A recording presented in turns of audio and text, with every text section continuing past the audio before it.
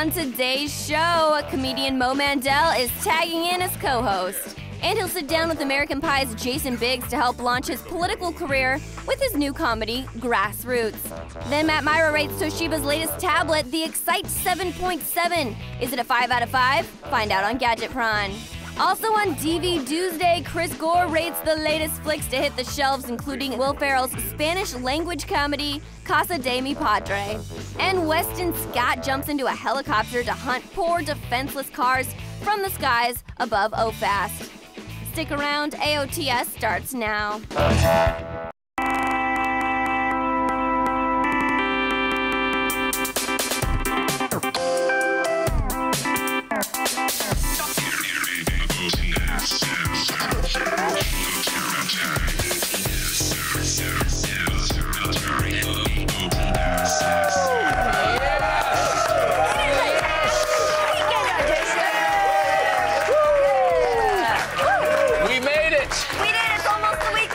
That's right. We're gonna have fun. I hear you're going to Vegas. Going to Vegas again. Yikes. Oh my gosh, I can't stay away from that place. Is this a pleasure trip, or are you just trying to? Well, ooh, this crew.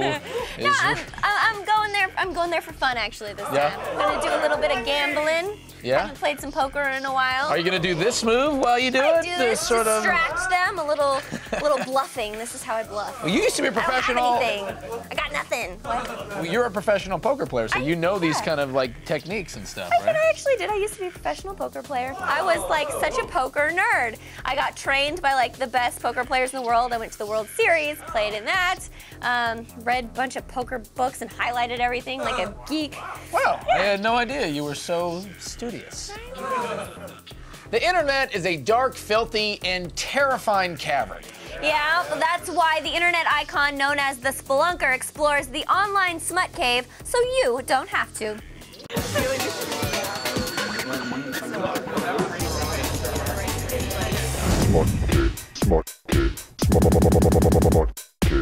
Smut cave. For the past 4 years, Nick Fiore has sifted through the worst of the interwebs to bring the smut cave to life. But how did this indie filmmaker actually come to be the internet cult hero known as the Spelunker? I hope you didn't just eat a hot pastrami sandwich because you're about to vomit uncontrollably. Originally from Brooklyn, Nick moved to Philadelphia to pursue filmmaking after honing his craft at Emerson College in Massachusetts. I wound up in Philly through sort of a disillusionment with New York and LA. That whole way of operating wasn't there in Philly. There was more of a freedom, more of a DIY mentality of all the artists there. So I think that's what really brought me to Philly and kept me there. He found an internship at a local production house run by artist Mark Brodzik called Woodshop Films. It was there he pitched Mark a new web series called Smut Cave. Woodshop agreed to make it, but only if Nick was the host. Hello, and welcome back to Smut Cave. The show was a viral success right out the gate. Nick quickly found a cult following by unearthing some of the most disgusting, vile, and erotic stuff the internet's ever seen, ranging from animal sex to claymation gore videos. Smut Cave would gain even more notoriety after Gavin McInnes, the former founder of Vice magazine, became a fan of the show and featured it prominently on his blog Street Carnage. And within just a few short months, Nick had made the leap from online cult figure to broadcast television icon when he was featured on our very own Around the Net. Let's take a minute to talk about the Smut Cave. Smut Cave would be featured on Around the Net an incredible 11 times, including a very special AOTS parody titled Smuttack of the Cave. Yo, what's up, Poland? This is your boy Spelunker. We're coming at you again with Smuttack of the Cave. I think I owe a lot of my current success and viewership to being on Attack of the Show. I think after a while of appearing on Attack of the Show so many times, it just became clear that we had to do some kind of response. So that's where the idea of Smuttack of the Cave came about. It was around that time that the Spelunker introduced the world to a very special sidekick by the name of Emily Ukis. All you need is a tiger mug. That's right, a tiger mug. And you get it free with me. Here, Emily, buy me, buy me. She would immediately gain her own cult following and would help Nick take Smut Cave to new heights of unprecedented weirdness. I met Emily Ukis sort of by a fluke. I checked out some of Emily's animations, which were at the time gaining a bit of momentum on Newgrounds.com. I got in touch with her and asked if she wanted to be on the show, and it turns out, yes, there's no character that she's putting on. She really is that way. She's completely unique, talented, amazing, creative, and totally insane in the best way possible. Oh, with struck gold. I taste the blood in my mouth. So what does the future hold for the Spelunker and Smut Cave? Well, Nick hopes to expand his show to include more than just the seedy underbelly of the web. Smut Cave has gotten a little bit more mature since its inception. We have more artist interviews now. There's going to be a lot more cinematic episodes. I don't want it to get stale.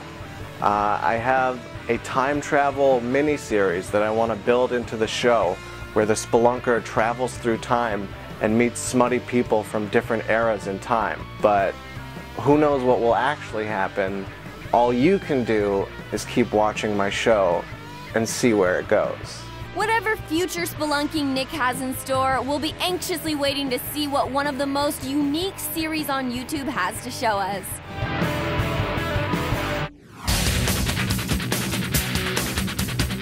Every year people come to O-Fest for the automatic weapons, but you know what? It's not just automatic weapons. There's cool vehicles too. And when G-Force said I'd be here this year, I said I gotta go in style. For years, Attack of the Show has been coming to Oklahoma Full Auto Shoot and Trade Show to get our hands on the craziest weapons you could ever imagine and lay waste to vehicles packed with explosives. But there was no way I was coming to this party without slinging some lead of my own. Now, what do you got on top of this Humvee here? This is a DeGroat Tactical Armament minigun, M134. Okay. It shoots 4,000 rounds per minute of 7.62 by 51. It's a lot of firepower. It's frequently used by the military. You'll see it on Humvees, hanging out with helicopters. They use it on boats. It's a very powerful weapon. How about this Humvee? What does it have? It has light armor on it. It will protect, I think it's level 3, so it'll go up to pistol caliber rounds. The heavier duty armor piercing rounds it will not protect from, but in light situations it'll be all right. All right, but it's got a minigun on top, so you're most likely going to scare away any assailants. You can lay some cover with the minigun. Who can buy this weapon? Who can't? Where can I get one if I put it on my Christmas wish list? So there's only 4 groups of people that can own this minigun. You have the law enforcement agencies, the military, Class 3 machine gun dealers, and Class 2 gun manufacturers like myself. There are transferable guns out there that the public can own, but those are in the $250,000 to $400,000 range. This one here is considered a post sample, so it's just allowed for those 4 groups of people. So basically what you're saying, G4 host, probably not on that list. If you get the right paperwork, make ATF happy and everybody else, you can be on that list. Or if I know James DeGroat, I might just get to shoot it.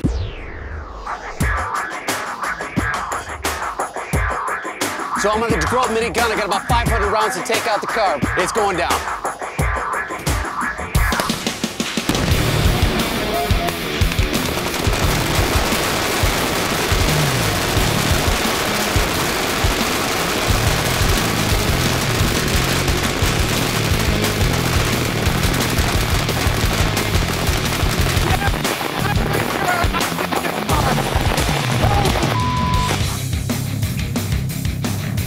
So that was my turn at Kill the Car. I got to fire the DeGroat minigun, 500 rounds in about 7.5 seconds. Insane.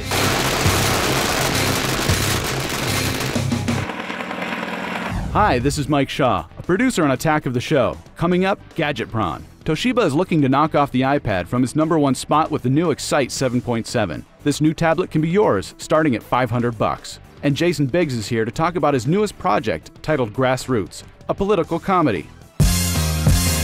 All summer long, join me and Candace as we welcome more special guest hosts like Michael Ian Black, Baratunde Thurston, Matt Myra, Neil Brennan, and Kumail Nanjiani. It's Attack of the Show every weeknight at 7, 6 Central, right here on G4.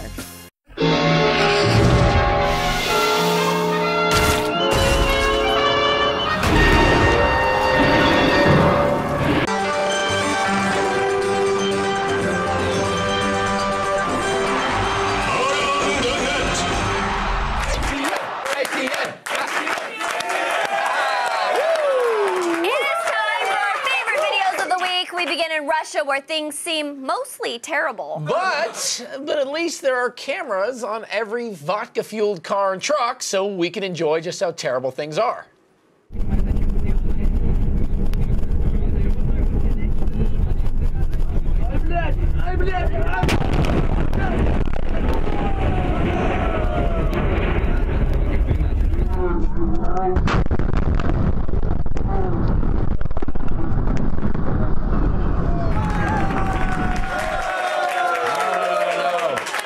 Look, trucks are just like bears, okay? When one is approaching you in the wild, you have to stand your ground. Yep. Up next, just fishing in a torrential rainstorm, like you do. I'm sure nothing will go wrong with this plan. Oh, he's got no line. That wheel line. Oh, it's all mine! It's all mine! Get it! Son of a bitch! It's a shark! It's a shark! A shark! It's a big-ass shark! It's on your pole, baby. Keep reeling. Keep reeling. Oh, I got that on camera! Did you have it on camera? Oh, you should have seen that shark! You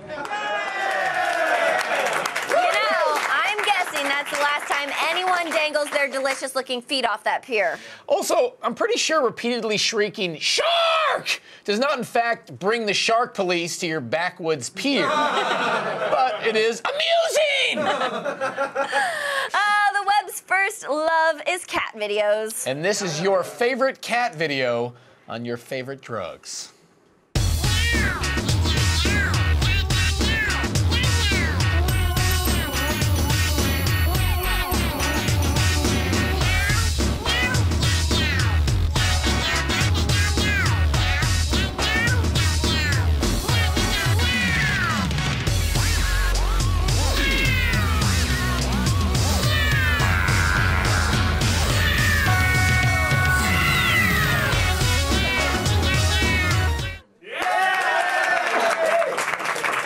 That's it? I know, just when the story was really starting to gel.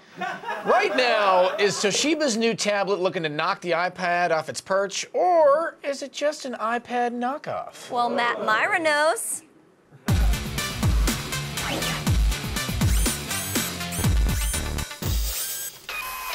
Toshiba is looking to knock off the iPad from its #1 spot with the new Excite 7.7. This tablet sports a 7.7-inch screen and is running Android's latest operating system, Ice Cream Sandwich. All of your apps will fly thanks to the quad-core NVIDIA Tegra 3 processor. This new tablet can be yours, starting at $499. Hey, it's Matt Myra! The iPad is still looking for a legitimate competitor in the tablet market. Today's gadget is hoping to be a contender. This is the Toshiba Excite 7.7. Right? It's exciting, unlike my voice in that video you just heard. You sounded very down. I don't know why. Now you're happy I about felt it. good about it. You're excited I now. walked out thinking, this is exciting, just like the tablet. This is the 7.7. At first glance, you're thinking, hey, this looks like every other Android tablet I've ever seen. Black border, silver plastic back. However, I will say this, excellent build quality, Toshiba, well done. I like the form factor. The 7-inch thing, it's kind of cool. You fit it in your hand. 7 inches is good. It's, oh. Yeah, isn't it? That's good. That's Yeah, a good it's excellent size. right? Fits in your pocket. It's not overwhelming. No. There's also a 10-inch and 13-inch model. Oh, that's okay. But the build quality, again, is very solid, Oh, good. Sarah. It doesn't feel cheap in your hands. Great. This took a turn. And the price isn't cheap either, but we'll get to that later. On the bottom, we have micro SD card slot, micro USB. On the side, all the familiar tablet physical buttons, volume up and down, sleep, wake, that whole thing. And there are down-facing speakers on here that are separated the whole length of the tablet, so you get excellent stereo sound out of there. That's and great. that's pretty important for speakers on tablets. I like it. Very cool. Yeah. Now, screen. It's Yep. pretty important if you're staring at it all day long. Sure. How's the screen quality? The Let's talk screen about it. is excellent. Ooh. Sarah. I like this screen quite a bit. It's an AMOLED screen with 1280 by 800 resolution. That's pretty much the exact same as the Galaxy Tab 7.7, which I liked a lot. I'm a fan of the AMOLED screens. The color saturation is very good. Blacks are dark. I would even argue that the colors look better on this screen than they do on the Apple Retina display. No. Yeah, I will argue. I will throw down with you Apple fanboys. Watch out, Apple. You hear that, Internet? I'm knocking Apple. Congratulations. No, the 7-inch model is actually more expensive than the 10-inch model because the screen's an AMOLED screen. The 10-inch is just a regular old-fashioned LCD, jerks. All right, well, this all looks great, Yeah. but it has to be fast. I like things to go fast in my life. How's the speed? Oh, well, you like things to be fast. 7 inches is okay. And this tablet is very fast, Sarah. Fantastic! There's two major... What are we talking about anymore? Brian Compton is dying over there. There are two major components that make this fast. It's Android 4.0.3 ice cream sandwich. Right? It's delicious. Delicious. And the NVIDIA Tegra 3 processor. So that is a quad-core chip. What does that mean? There's four cores in there. So it's like having 4 processors and an ice cream sandwich. What more could you want from anything? Nothing. It's amazing. This sounds amazing. If one of you guys could run out and get me an actual ice cream sandwich, yeah. I'll be friends forever. Please? No one's doing it. All right. Another big positive is that it's actually a near stock Android 4.0. So what that means is there's no skin on this. It's not getting in the way. There's no like Toshiba Excite Zone, which is a thing I just made up. But, no Toshiba Excite Zone. No, but if there was. It sounds so fun. If you guys make it, please pay me. Thank you. All that said, there is still a lack of apps for Android, you know, like even that app that we tease in the feed with the filmmaking app, it's not available for Android. There's a bunch of stuff like that, and that kind of bums me out. But it's getting better and better and better. So it's good software, good apps. It's getting there. Now, Matt, if there's one thing I know about you, you're a huge fan of cameras on tablets. Oh. He is, this guy. How's this one? Everyone is worse than the last.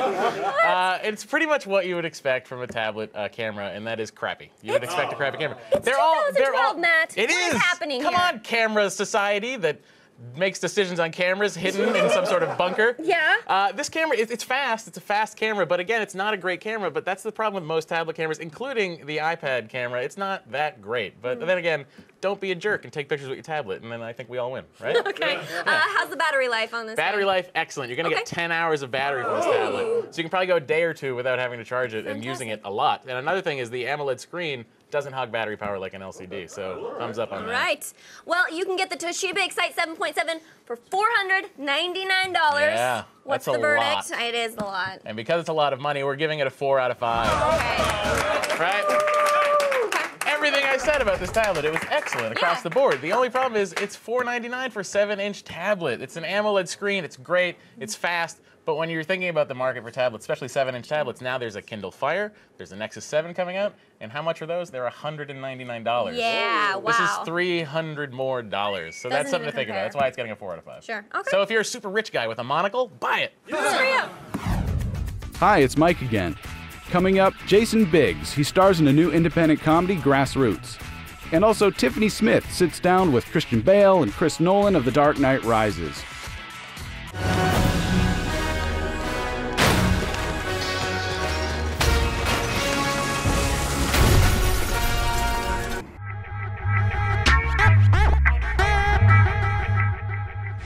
All right, Jason Biggs stars as a disillusioned journalist in Grassroots. Grassroots. That's the way a human being says that word. This is a movie about a disillusioned journalist who has sex with a pie. No? You're not happy with us. We're not happy with you. I'm sorry, but how do you know I'm not happy with you? I read what you write. It's between the lines. You're firing me for subtext. You're not being constructive. I don't find this to be a very constructive experience. Let's not burn any bridges, Phil.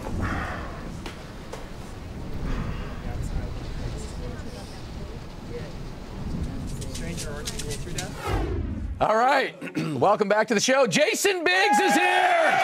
Jason Biggs, yes! this aggressive handshake. Are you drunk? I am so hammered right now. Dude. Oh, me and you, Grassroots. Grassroots. Congratulations on the new movie. The good thing about doing a live show is that when you slur, everyone sees it. It is awesome.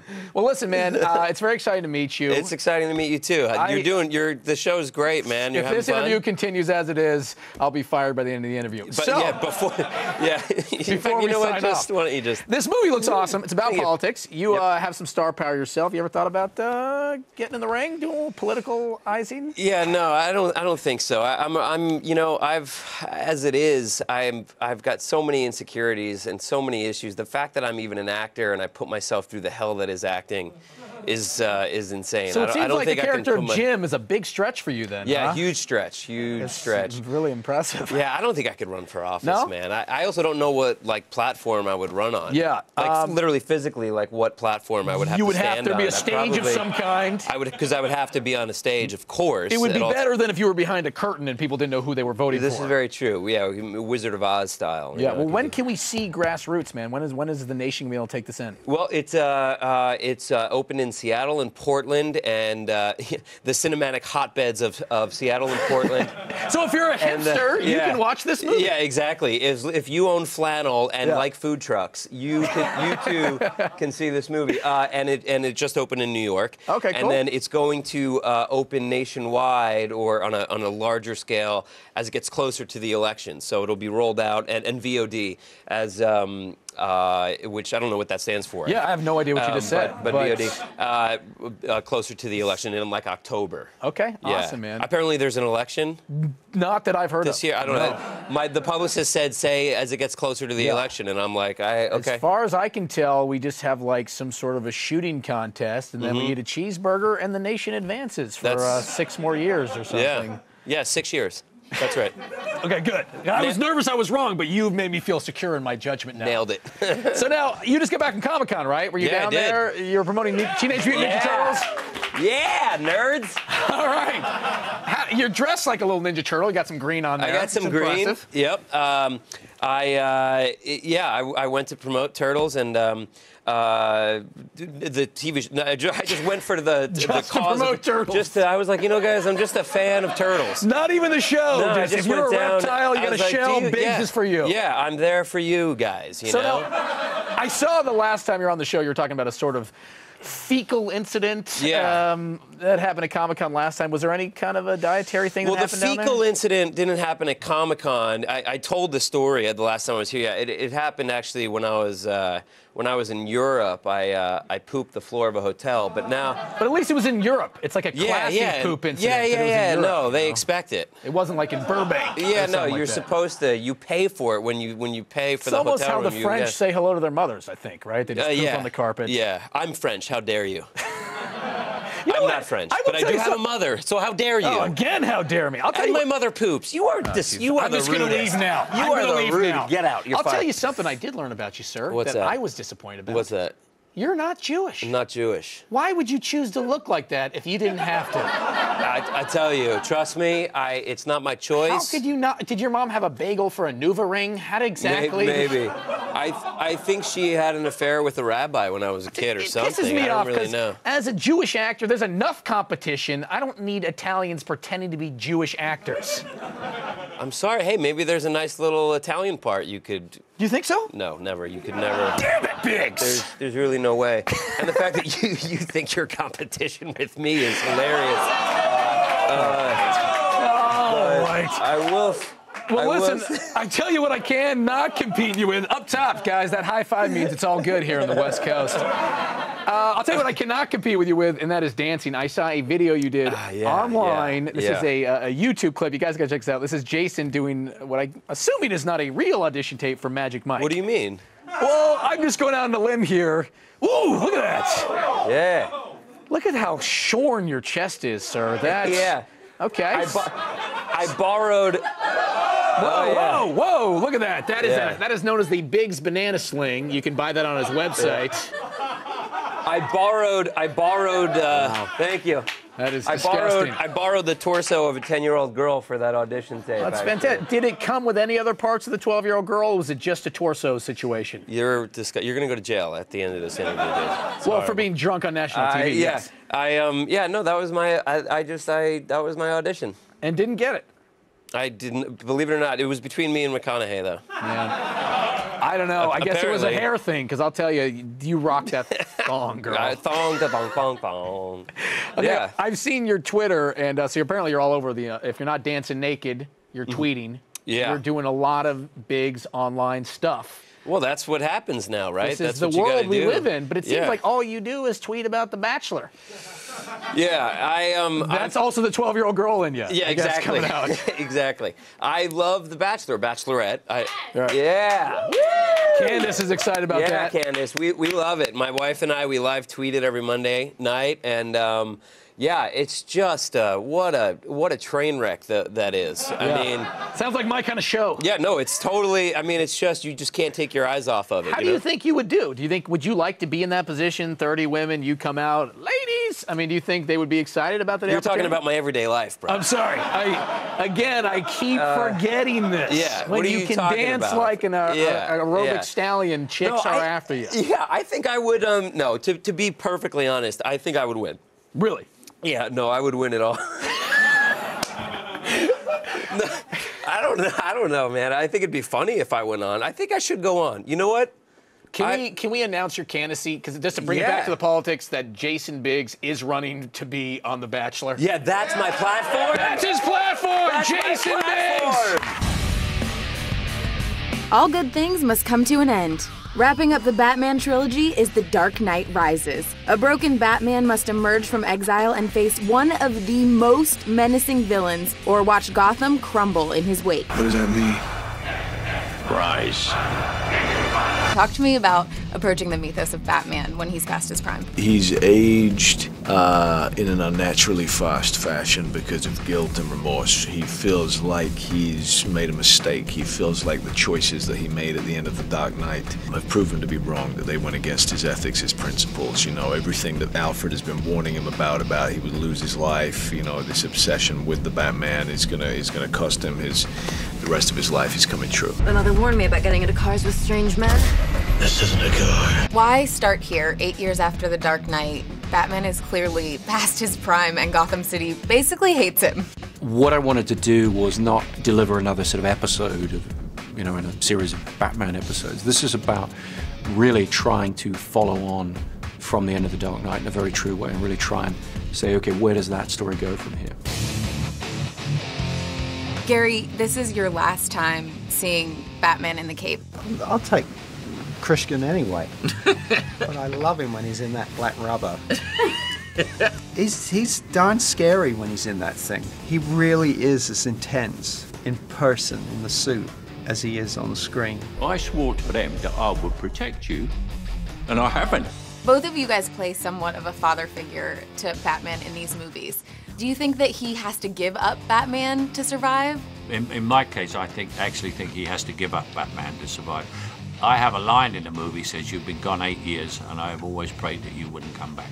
We've decided that he's the heart of Bruce Wayne, but I'm the brains of Batman. I need Batman, because without Batman, there's nobody to play with my toys. So does the heart get the better Father's Day card or the enabler? I think we come out even. But let me show you some stuff anyway, just for old time's sake. I want to say a huge thank you because you completely nailed one of my favorite characters of all time. That's very kind of you to say. Thank you very, very much. And she's somewhat of a Robin Hood in this movie. Do you think that that has to do with the whole 99% movement? I mean, I thought it was interesting timing that they both came up. I thought that both the film and the 99% movement show that we need to be having better conversations than we currently are about this subject, and that it's clearly something that is resonating with people, and I think for very good reason. You're all gonna wonder how you ever thought you could live so large and leave so little for the rest of us. We wrote the story for the film, you know, almost 4 years ago. So obviously preceding, you know, the Occupy movement and all the rest. I mean, I suppose in one sense it's a strange coincidence, in another sense it's a product of us sort of sitting there in 2008 going, okay, what are we worried about? And I suppose it arises naturally from the concerns we all have. When Gotham is ashes, you have my permission to die. And this one is the last one. So what was it like putting on the cape for the last time? This is it. I'm never going to be putting this back on again, you know, and it was important. It's an important moment for me. It's been a hell of a ride. It's been a character I've played 3 times, and it's been affected great change in every way, in my career and in my life. And, you know, so, yeah, I wanted to just kind of appreciate that moment. A climactic end to Batman, our hero brought to his knees, but after the fall, the Dark Knight rises. Be sure to witness it. Hey, do you need more Batman in your life? Well, don't worry, G4's got you covered. On August 11th, come by for an all-day celebration of the Cape Crusaders adventures. G4 is running Batman, Batman Forever, and Batman and Robin, so definitely see them all. The all-day marathon starts Saturday, August 11th at 9 a.m., so by then, you should be able to find a non-sold-out theater for The Dark Knight These guys Rises. are so excited.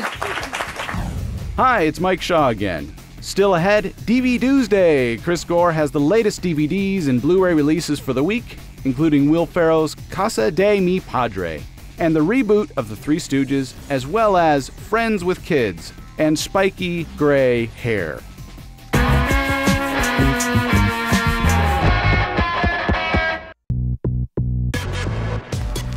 All the news you need to know. It's Friday, July 20th, and here are your top stories. Earlier this week, candy maker Nestle was forced to take down an image of a man in a bear suit from its official Kit Kat Facebook page after internet commenters noticed its odd resemblance to 4chan's illicit activity mascot, Pedo Bear. The company wasn't very happy about the comparison, stating that, quote, "We had never heard of Pedo Bear. We produced this photo of a real guy in a bear suit to launch Instagram through Facebook. The picture is not Pedo Bear." I'm sorry, Nestle, but when the internet makes its mind up about something, it basically ends up being true. Now, blind people may soon be able to see again thanks to new developments in creating a laser-powered bionic eye.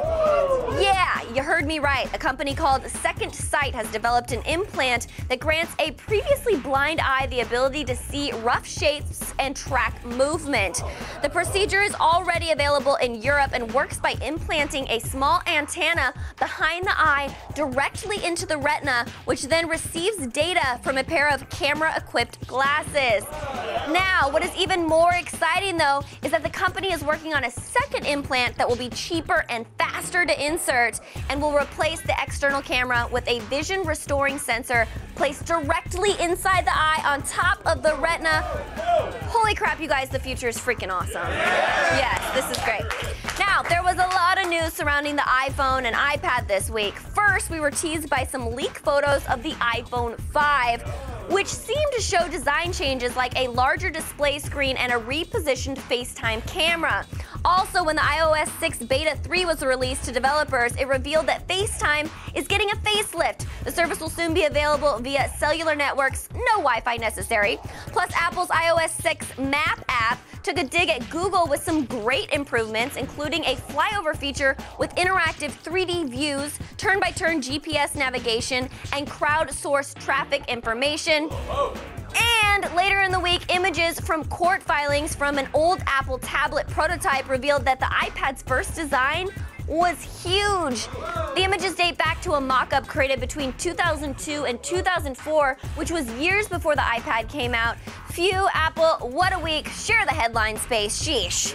And finally, from protests in Egypt to Occupy Wall Street, social media platforms have become the new soapboxes for activists, and recently YouTube launched a new face blurring feature to protect the politically active. The tool aims to recognize and blur all faces in a video, though this emerging tech is not 100% reliable yet and cannot be used selectively. So if you're blurring one face, you're blurring all of them, but props to YouTube for sticking it to the man and protecting the public voice. I am Sarah Underwood, and you have just been fed. And now, some DVD-related news.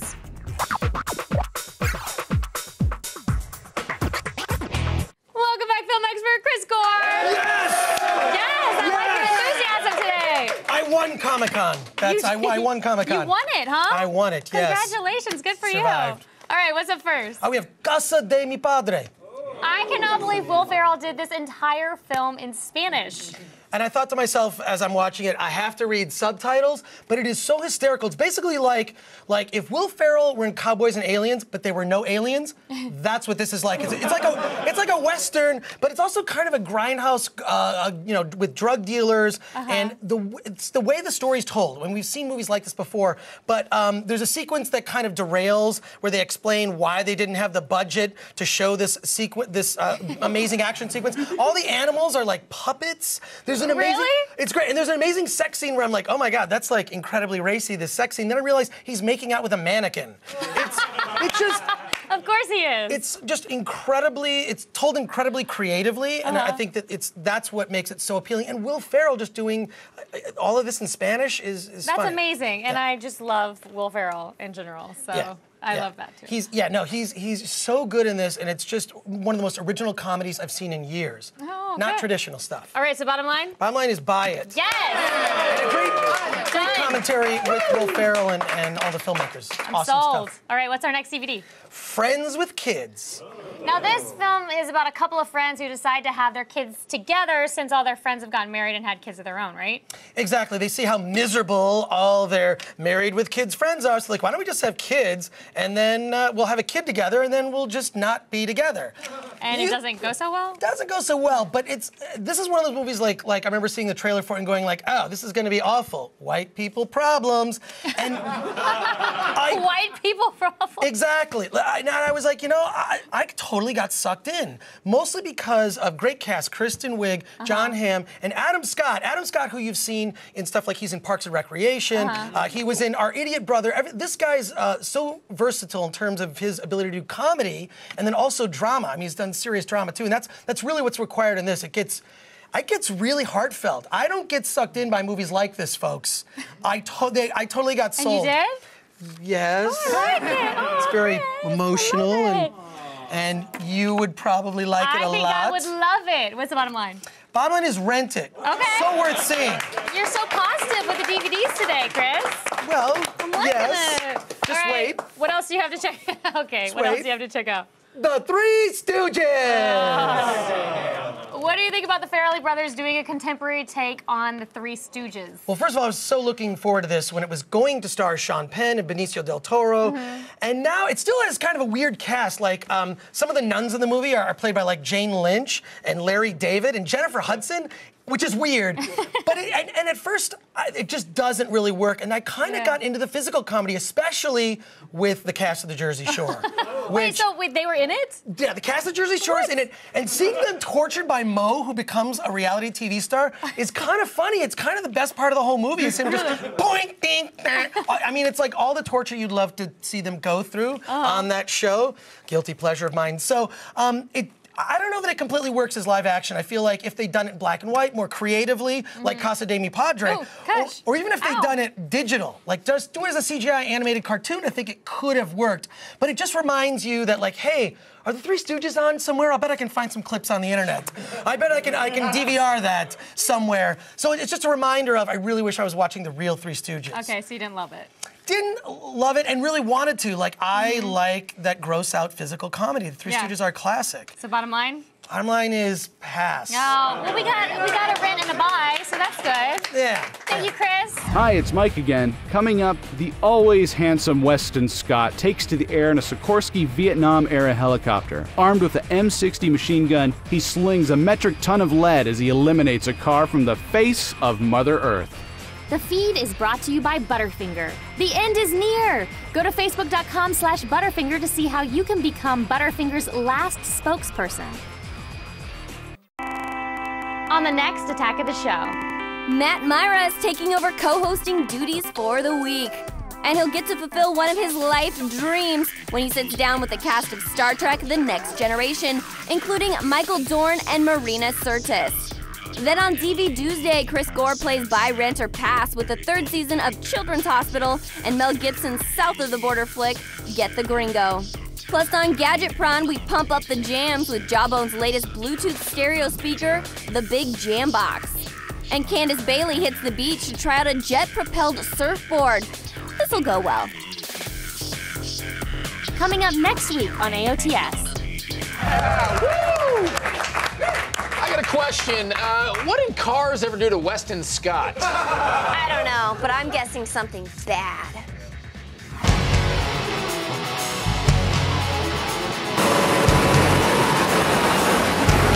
Hell, every year we come to All Fest. We shoot weapons, we blow up cars, and we drive tanks. But this year, I'm taking it up a notch. Literally.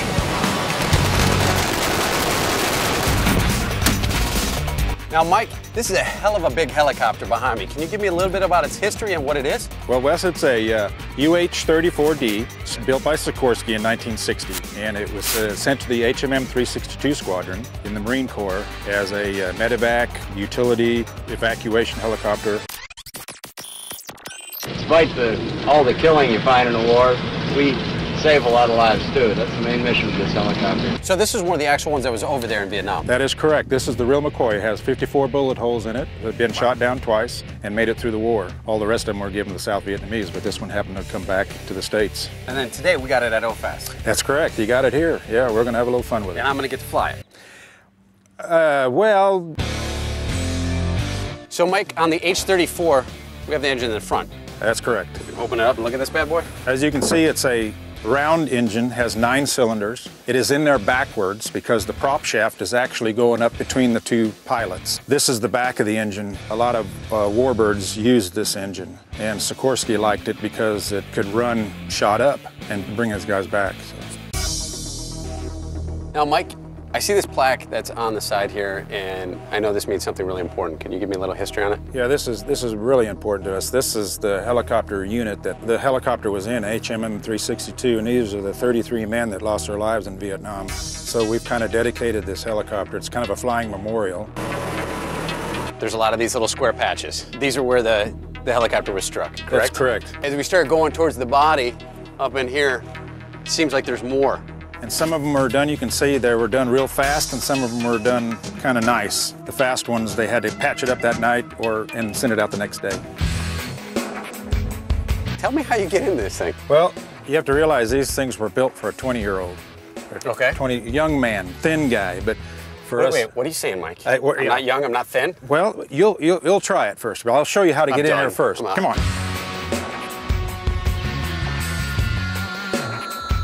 20-year-olds. So, Mike, M60. Bad boy. This is what I'm going to be firing today. Yep. This bad boy, this is 7.62 by 51. That's correct. Yep. NATO run. You can fire close to 600 rounds per minute. Per minute, yep. Why this weapon up on the helicopter? I think that's what they had. 50 cal was too big. You just kind of keep the bad guys' heads down. So, we've checked out the specs on the weapon on the helicopter. Now it's time to see it in use.